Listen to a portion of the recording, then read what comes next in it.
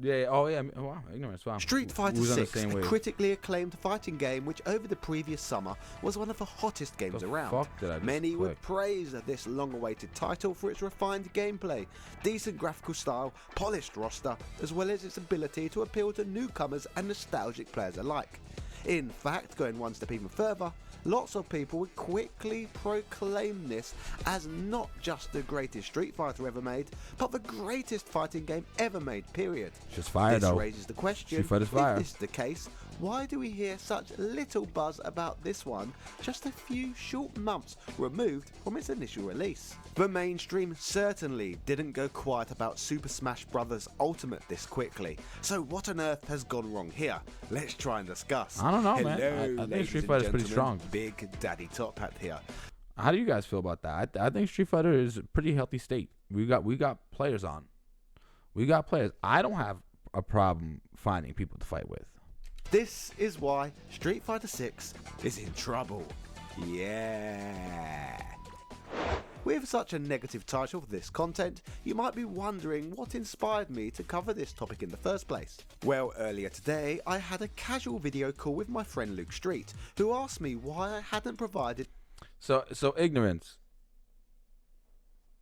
You saying it's gonna blow up when Akuma drops, but then the thing is, it's gonna drop afterwards. If it's gonna blow up when Akuma drops, and after Akuma drops, it's just gonna go down again afterwards.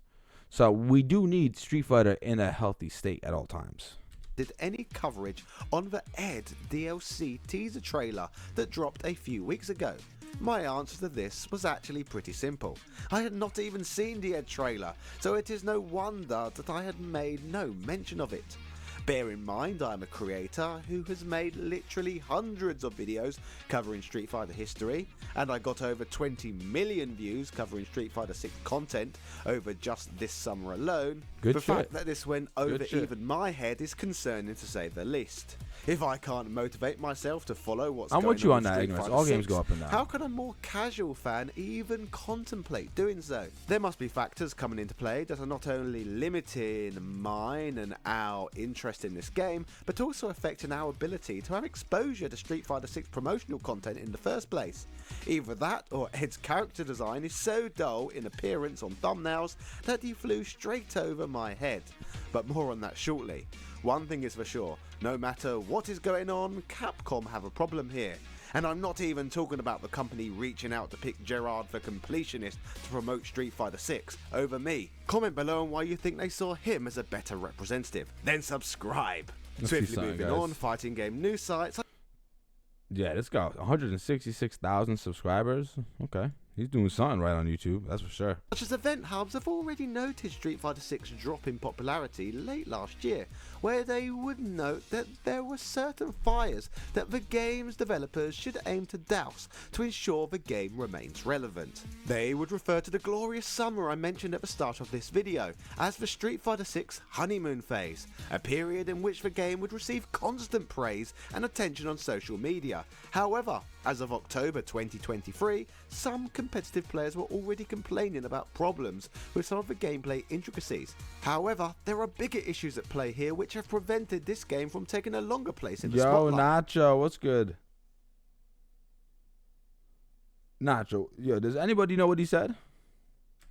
Something I must add which must be particularly concerning for Capcom, considering that they consider this, like its predecessor, as an ongoing service game, which is supposed to continuously generate profit from long-time players. The problem is, though, how on earth are Capcom going to create new revenue and interest around this one when their DLC and in-game purchasing options are so incredibly limited? I mean, seriously, what have we got so far? A couple of overpriced additional costs. He's got a good point there. They've been drawing out the content pretty long, and then you got the year-long patch. This is a very valid point there. And those ridiculously expensive. Need I say anything? Ninja Turtles get-ups. What a load of crap. If gamers are going to fork out their hard-earned cash for anything in a fighting game, it's of course additional new playable characters. A feature which, to be fair to Capcom, they have implemented into the game. Yo, no soul, However, welcome the in, fam. offerings thus far have been thin on the ground to say the least. Out of these, we received the return of Rashid to the franchise, which felt like right after the game's initial release. We got the incredibly well-designed Aki, in which to her credit did generate some additional buzz. And lastly, and more recently, the Ed trailer has dropped. An announcement that amongst the mass populace has gone down about as well as a lead balloon. Sadly, the character Wait, what did he say? populace has gone down. Ed trailer has dropped. An announcement that amongst the mass populace has gone down about as well as a lead balloon. What? I thought people was loving the Ed trailer. I thought. Yo, no, so I seen you guys on the fighters. That's some good shit. The character looks like just another generic blonde guy from the incredibly large lineup of Street Fighter V blondes who spawned all the memes during the period Street Fighter V was the newest game. To his credit, his backstory is fairly interesting. After all, he was a substitute body for M. Bison who wields the same psycho powers, and he can box well due to being raised and trained by Balrog. But most captivating of all is that despite technically being heir to the Shadaloo Empire, instead he fights on the side of good. Like many Street Fighter roster members, he has a fun narrative around him, but his design is just dull and not. Yo, Tinky, yo, I'm almost in agreement with you. I felt like there was a lot of hype there. And ignorance, I think he looks weird too. I think he looked like a naked mole rat, if I'm being honest with you guys. Not likely to catch your eye. A big problem in my opinion when we consider these newcomers are meant to make people continue or come back to the game. On the horizon we still have the return of Akuma to look forward to, but past that point we know nothing yet with regards to the future character roster of Street Fighter 6. A fact that is particularly perplexing when we consider that we have known about these 4 DLC fighters months before Street Fighter 6's base game had even hit store shelves yet. It's about a year now. Could we attribute the Street Fighter 6? This is pretty cool. This is a cool graphic. I like this artwork. Akuma does look fucking demonic. He looks sick as fuck.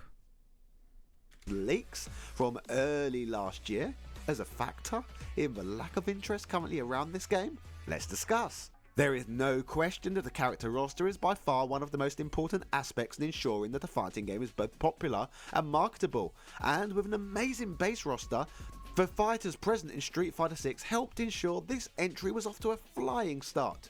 Jury and her certain appeal in this game has helped her reach an shout out to all my Jury fans out there, all my Jury mains. Shout out. All new level of star power, for example. Yeah, Tinky, that's why you hear people saying Korean Footmaster. That's why JJ be saying Korean Footmaster. Of Muscle Mummy Marissa and redesigned Cammy White and Ken Masters have received similar levels of appreciation. But since the early 2023 leak, gamers have not had the opportunity to speculate and get excited about a new Street Fighter 6 character ever since. In my opinion, a lack of new character hype for Street Fighter 6 has been extremely problematic for Capcom, with the previous spoilers around the game killing a chunk of hype and ensuring we would have no surprises to look forward to for a while with this one. Speaking of character reveals, we've seen how important these have been for fighters in the past.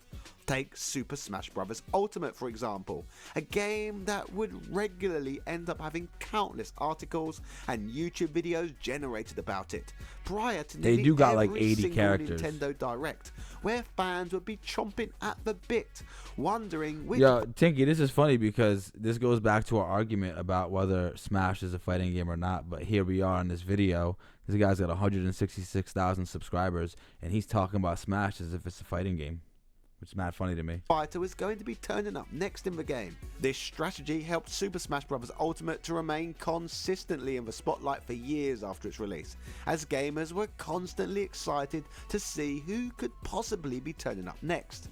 At no point in time yet have we had the opportunity to feel this way about the latest Street Fighter. What I find even more shocking about this is that during Street Fighter 6's existence as a so-called service game, there has also been some other huge fighting game releases. Most significantly, we have seen the arrival of Mortal Kombat 1, and in just the last few weeks... Nah, that's a game that feels like has fallen off the face of the earth, if you ask me.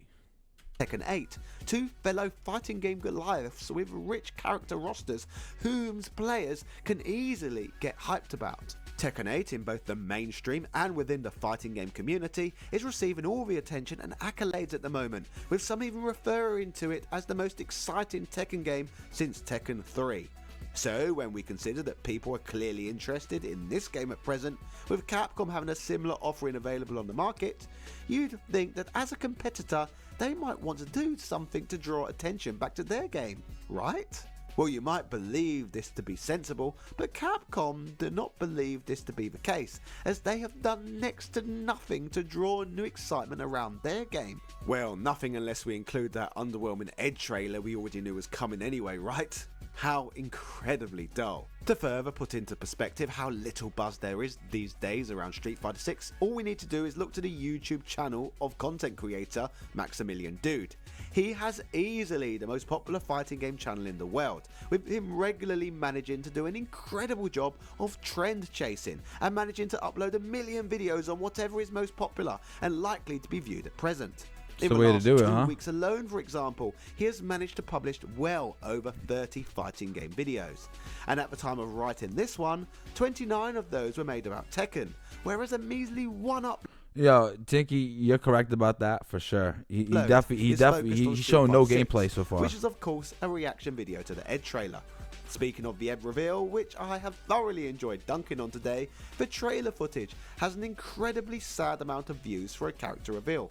On the official PlayStation channel, for example, 69,000 people had watched the video. But back in the summer, when I was releasing Street Fighter 6 shorts, my shorts on Jury would rack up 5 million views alone. If that is not a crazy enough stat for you, 9 months ago, just before the game's release, I made a long form Ed video myself, with that one receiving 71,000 views. That's 2,000 more views than PlayStation's recent Ed video. When we bear in mind that I am a tiny YouTuber who no one has heard of, it just goes to show how much interest has dipped in Street Fighter 6, where my upload on a character gets more views than the official Sony PlayStation account. Yo, Zealy, welcome in, Bloody fam. ridiculous. Speaking of my Ed upload, I would just like to add that I was savvy enough to make it shortly after the huge leak that indicated he will be part of the game, further showcasing that people are most interested in watching a video about a more niche character when news about them being included in a fighting game is actually fresh. Hype around Street Fighter 6 was once incredible, and it's incredibly sad in my opinion that such momentum is currently lost around this beautiful game, which raises the final question. Could Street Fighter 6 gain its momentum back? Well, personally, I feel at this point it will be very difficult to hit the same high in which this game did in the summer of 2023. But that doesn't mean it is entirely impossible for it to see some resurgence in the future. When we look back at Street Fighter V, multiple waves of DLC fighters would be announced. So if we are to look at that service model, one would imagine that post Akuma, we will finally get to learn of the next 4 fighters joining the game. However, with the leaks that took place, it feels like it has been an incredibly long time since we was last. Alright, I spent way too long watching this video. This video is called Street Fighter 6 is in Trouble, and he did not mention the gameplay once. I mean, it's a great video, don't get me wrong, but given an opportunity, I was clickbaited. You win. Perfect.